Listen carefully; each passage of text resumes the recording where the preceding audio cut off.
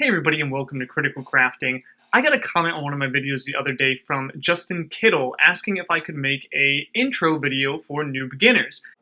And to that I had one thing to say. For you, Justin, of course.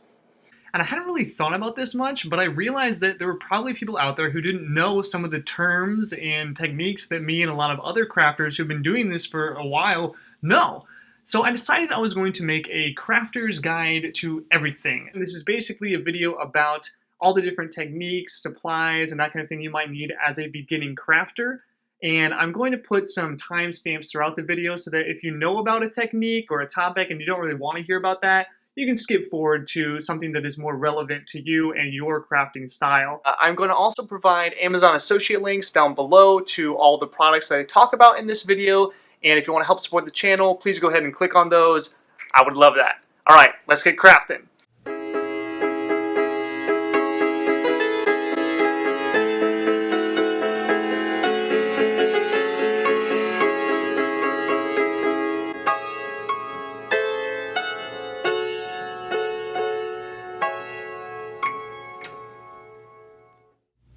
So when I first started, this was my crafting desk.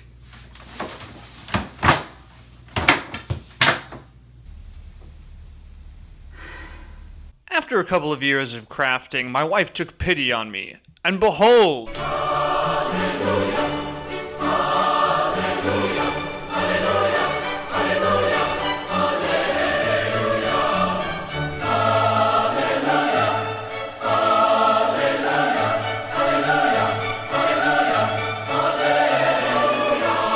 What I'm trying to say is that when you're starting out, you don't need something super extravagant, but as you progress, you're probably going to expand and make something a little bit more elaborate. While doing this, you're going to want to make sure that all of your items are easily accessible. Excuse me, sir. Please stand aside, citizen. Stand aside, citizen! Please. Okay, come on. Easily accessible, so that you know where everything is and you're able to get it while you're crafting. Ah! Another tip is to clean out your space regularly and make sure that all of your items are easily visible when you're storing them. I use pickle jars and other see-through containers so that I don't lose track of what I have and go through what I've got about once a month. Okay, part 2, tools.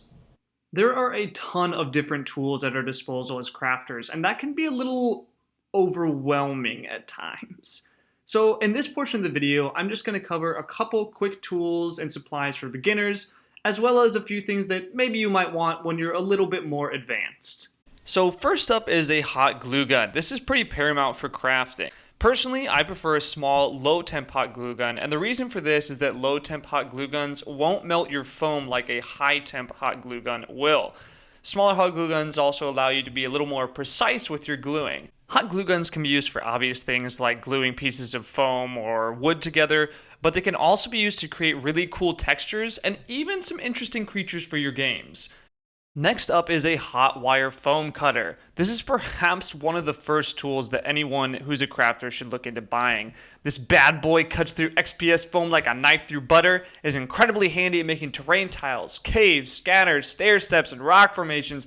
And as you progress with the tool, you can use it for sculpting the foam by carving and sanding to make mountains, massive sculptures, and all other kinds of structures for your games. I prefer the Woodland Scenics handheld hot wire foam cutter, and as a hobby hack, I'll use this 30 gauge Master of Clouds wire to replace the wire when it breaks on my foam cutter. This is a lot cheaper than buying it through Woodland Scenics, so check that out if you're looking for some wire. The next item I want to talk about is paintbrushes. Paintbrushes are an absolute must, unless you want to finger paint your terrain in minis, which I do not recommend. If you're primarily crafting terrain, get yourself something larger to maybe mid-sized brushes and just a few smaller ones. Terrain, often you really don't need to get super detailed, so just starting out with some synthetic bristle bigger brushes is okay. The price and quality of these brushes really doesn't matter much because they're going to be workhorse brushes that you beat up all of the time and will likely have to replace. If you're primarily interested in painting miniatures, go for a more expensive sable bristle brush. These brushes are going to apply paint much better and they're going to hold their shape and last a lot longer. Most of these brushes will have an indication of size on them And I normally like, for painting miniatures, size 0 to 2, and that's indicated on the handle. Okay, on to the next tool, the X-Acto knife. This is something you're going to use all the time. It can be used for cutting and carving foam, cardboard, adding texture to popsicle sticks, creating stone textures, cutting green stuff, paper. Well, you get the idea, it cuts stuff. My friends in the crafting community want me to remind you to always practice safe crafting practices. If you're using a new material, make sure to look up any hazardous or toxic warnings about that material. Knives and X-Acto blades are sharp. Hot glue guns and hot wire foam cutters are hot. Always be sure that you're using protective equipment when necessary. The next tool that I would recommend for starting out crafters would be clay modeling tools. These are amazing for crafting with Sculpey and other clays. This might be more of an intermediate level tool, but I find that most people can get a hold of these and make some pretty cool things for crafting with them. They're pretty versatile and you can use them for all kinds of things besides clay modeling. The last beginner's tool I'd recommend can be found all over the place, in your kitchen drawer, on the side of the road, wherever. This is just an item that you use to create a texture on foam or clay or what have you. A lot of people will use a method of taking tinfoil rolled up in a ball and rolling that to create stone texture. I often use jagged rocks or other things that I've found to create deeper textures beyond that, and there are also some texture rollers which we'll talk about a little later. Now I want to throw in some honorable mentions and some cool tools that may be a little more expensive or specialized, but I think anyone new to the hobby should be aware of if they decide to continue with the craft. The first is a Proxxon foam cutter. This is the holy grail of foam cutting. While I don't think anyone new to the hobby should drop over $100 on a foam cutter, I do think this is an incredible tool once you get your bearings as a crafter. It is amazing at cutting super thin strips of foam, precise measured cuttings for terrain tiles, angles, and so much more. Next up is a craft pen foam cutter. This is a more specialized tool than a hot wire cutter, but it essentially does near the same thing. It's much thicker than a hot wire cutter, so often it's not used to cut straight lines through foam for, say, terrain tiles. But what it can do is cut deep holes into foam for caves or some strange divots you need, or to create texture or shapes that you can't really do with a hot wire cutter. Last tool I want to talk about is either a FDM or a resin 3D printer. I think a lot of times in the crafting community, there's sort of this idea that 3D printing is cheating somehow, and I don't really see it that way. I view a 3D printer as another tool that I can use to help me with my craft, or as another set of hands to make things when maybe I don't have time to make them. So if I have a tower that needs printed out or needs crafted, or I have some minis that I need for an upcoming encounter and I don't have the time to make them, I can have the 3D printer do it. Both kinds of printer have become fairly inexpensive and are available for household use. There's a robust community of sculptors and printers out there that is a great idea to be a part of as a crafter. Okay, so with tools out of the way, I'd like to talk a little bit about a couple of supplies that will help out with crafting. A great supply to have on hand are popsicle sticks. It's a great starter resource for creating fake wood for tables, doors, houses, trimming, etc. It's very inexpensive and it's a very versatile material for crafting. Another great crafting material is cardboard. Cardboard can be used for making scatter, terrain, basing pieces, and building monsters. And you can do some pretty amazing things with such a simple material. Next on my list would be wood glue and PVA glue. You use that a lot in your crafting, either for flocking, strengthening bonds between items, creating bark for fake trees, etc. Glue is a great supply to have on hand. A tried and true supply of most crafters is XPS foam. You can make terrain with this, and most of the time you can fish it out of construction site dumpsters, as long as that's not illegal in your area. Super glue is a must-have for any hobbyist in this hobby. In addition to that, I love Instaset spray. You can do the same thing, I have heard, with baking soda, but I really like my spray bottle. So there are a lot of paints out there, and I don't want to get too much into the weeds, but I'm going to cover a few basic paints for starters. If you're just starting out and you're painting terrain, go for Apple Barrel. Folk Art is another crafter's paint, but it's basically the same thing as Apple Barrel and a little bit more expensive. If you're primarily painting minis and starting out, go for the Liquitex Basics that comes in the small tubes and a big variety pack with tons of colors. It's good for just starting out, but it is a low quality paint and you're going to get better results faster if you're using something like Vallejo, which is my personal favorite. It's a little more expensive, but it is an amazing paint and it drastically improved the quality of my minis. Some other paints include Citadel, Reaper and War paints. and Privateer Press paints. These are all pretty darn good. Okay, so painting is big in the crafting community. I guess that's kind of obvious, but a lot of people don't know where to start with painting their miniatures or their terrain. I would say there are 5 major terms you'll likely hear in painting. The first 3 I would consider beginner level, and the last 2 are a bit more complicated. The first one is base coats, also known as basing. This painting technique sets the base color of your piece. Most of the time, I will black bomb my terrain, meaning I just paint a black base coat, but for minis, you often want to use a dark version of whatever color you want for that area of the mini to be when you're done. You don't really want to have to paint yellow or white over, or other light colors over black. This is probably the most simple painting technique. Just remember to use a darker color than what you want in the end result, and use a bit of black mixed in with the primary color you're painting. You apply the paint thickly, but not so thick that it's lumpy or covers up detail, and normally you can take paint straight from the source to make the base coat, but depending on the paint you're using, you may need to water it down a bit, or use several coats to achieve a solid color that you can't see through if it's a little too thin.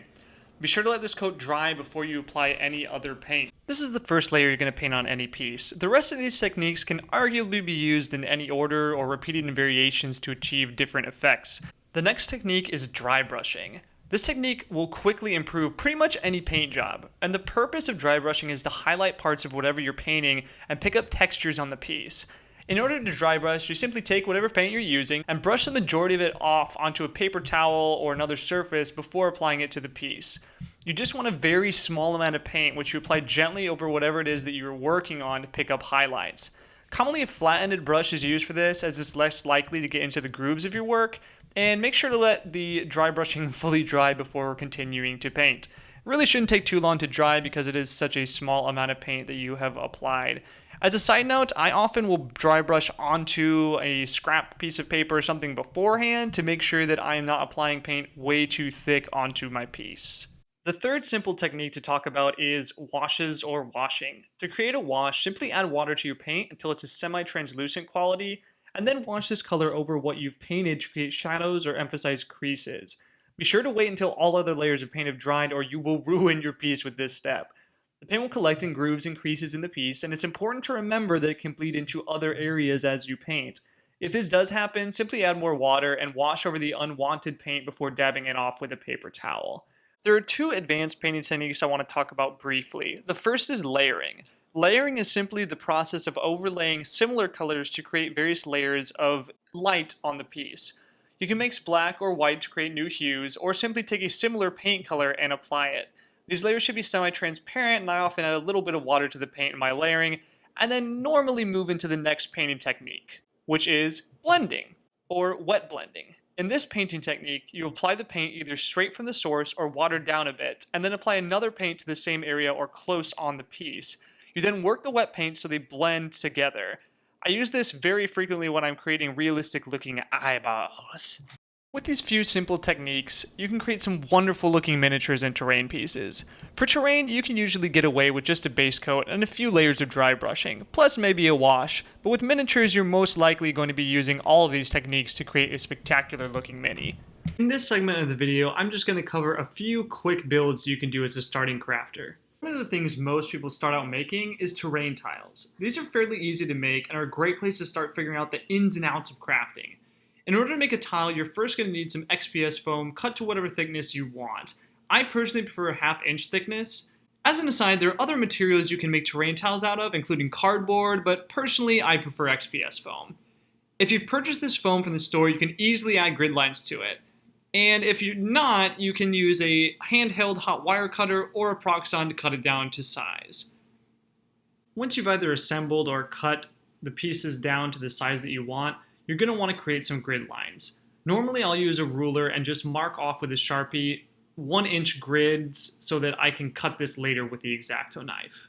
Using the X-Acto knife, I then cut at a bevel, angled in towards the inside of the line on either side to create a sort of V shape, which gives me the crevice that I need to create the grid.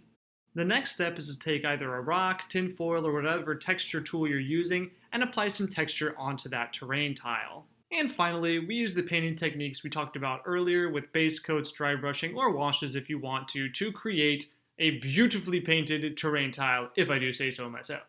Using these techniques, you can create all different kinds of terrain, from ice to aquatic to dirt, and if you want to get a little more creative, you can do some flocking, which we'll talk about next. Flocking is used to create some really cool natural effects on terrain, scatter, or miniature bases. It's pretty easy to do. Just mix up some PVA glue with water to about, I would say, pancake batter consistency, maybe a little runnier than that. Paint it directly onto whatever piece it is you're working on, and just take the flocking and sprinkle it on top. You can use dirt. There's some professional flocking materials out there, and it's a great way to really improve your work easily. An additional way to do flocking is to create a three-dimensional effect by mixing the flocking directly with the glue and the water and then painting that directly on your piece. Use your workhorse brushes for this because it will absolutely ruin them if you don't take very good care of your brush. The next build I want to talk about is making fake wood. Normally you do this in one of two ways, either with popsicle sticks or XPS foam. If you're using XPS foam, use either a Proxxon foam cutter or a handheld foam cutter to cut thin strips. You're going to want them about 1/2 inch wide and about 1/8 inch thick. After that, you're going to take a clay modeling tool, a pen, or some other implement to carve some deep grooves into the wood, or the foam, I guess, that's going to look like wood texture. You'll then take a thin wire brush and rub that over top of the foam to create additional thinner textures. Go ahead and black bomb all of these or put a brown base coat on there that's pretty dark. Assemble them and then go ahead and paint on there some dry brush coats like we talked about earlier. Pretty quickly, you've got an awesome build. Note this is going to be a little more fragile than a popsicle build would be, but it's also got a lot more texture to it, and I think it looks a little more realistic. For a popsicle build, you basically do the same thing, the only difference being that instead of using a wire brush to add texture, you're only going to use an X-Acto knife or some other implement to add those deep grooves in there. So now on to a few tips and advice that I would give to new crafters. The first thing I would say to anyone interested in the hobby is to get involved in some of the online groups focused on tabletop gaming. The Tabletop Crafters Guild, these are great places to join on Facebook, and some of the material in this video comes from suggestions from those groups. In addition, there's a D&D IY Reddit group as well as a D&D Reddit group that are great places to get inspiration and resources. For tutorials and further info, check out the DMG, Black Magic Craft, the Crafting Muse, Wilox Armory, DM Scotty, and the 3D Printed Tabletop on YouTube. All of these channels and groups will give you tons of inspiration, advice, and are full of amazing people. My second piece of advice would be, don't be too intimidated by what you see people posting on some of these groups. I myself have come a long way in just 3 years of crafting, and everyone has to start somewhere. Lastly, try and keep things modular, and create stuff you're going to use regularly first. The more modular, the more times you can use what you made. Sometimes big set builds are awesome, but it's difficult to reuse them over and over, and you have to worry about storage space. So that is the Crafter's Guide to Everything for Beginners. It is not an exhaustive list, and I'm sure I'll have lots more content to bring to you guys about these topics later on. If you have more questions or comments, please go ahead and drop a comment down in the comment section. And if you haven't already, please like and subscribe to this channel. I really appreciate all your support. I'll see you next time on Critical Crafting.